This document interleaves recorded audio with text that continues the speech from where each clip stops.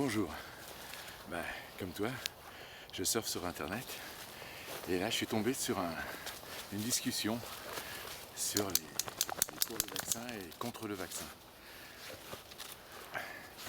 Alors les échanges étaient assez animés et là je me suis rappelé d'une phrase qu'avait prononcée mon professeur de management.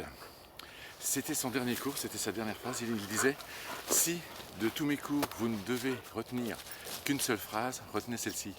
Sachez en toutes circonstances prendre du recul. » Prendre du recul par rapport à sa vie professionnelle, à sa vie familiale, à ses amis, etc. Et là, c'est marrant parce que physiquement je me suis reculé de l'écran et j'ai essayé d'analyser un petit peu ce qui se passait. Alors tu as les pour du vaccin qui ont des arguments assez forts, dans le sens où ils affirment une croyance et ils ont un ton de reproche par rapport à ceux qui ne veulent pas se faire vacciner, un ton moralisateur, puis de l'affirmation de croyances, etc. Et tu as ceux qui sont pour la liberté de choix. Alors évidemment, il y a ceux qui se posent la question, qu'est-ce qu'il y a dans ce vaccin ? On parle de métaux lourds, on parle de molécules, de nanoparticules, etc. Enfin bref, et puis on entend d'une part qu'un vaccin, il faut 3 ans il faut plusieurs années pour le faire, j'entends parler de 2-3 ans, et puis là, en même pas une année, on va nous sortir un vaccin, enfin voilà. Bon, tu as ces gens qui se posent ces questions, et puis tu as d'autre part ceux qui font part de leur expérience personnelle. Là, il y avait ce père de famille, 60 ans, qui disait moi je me suis jamais fait vacciner, et dans mon travail, j'ai un taux d'absentéisme bien inférieur à mes autres collègues de travail. Il y avait une mère de famille aussi qui disait moi j'ai pas fait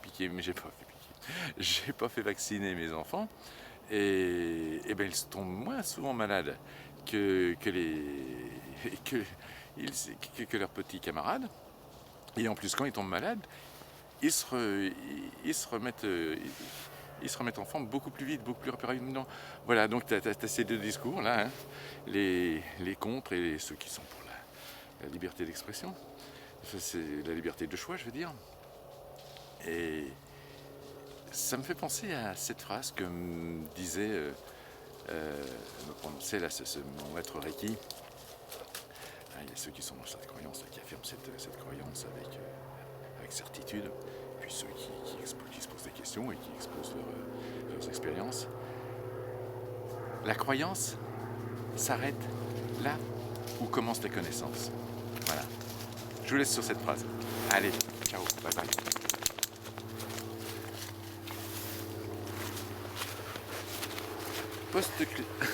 Post-scriptum. Je suis à la recherche d'un document qui relate les faits d'une expérience faite dans une école allemande. Il y a plusieurs années de ça. Dans cette école allemande, on avait pris, avec l'autorisation des parents bien sûr, 50% des élèves qu'on avait vaccinés et 50% des élèves qu'on n'avait pas vaccinés. Et évidemment, c'était bien cadré, avec des médecins, des scientifiques, etc. Et on suivait donc l'évolution de ces enfants sur plusieurs années.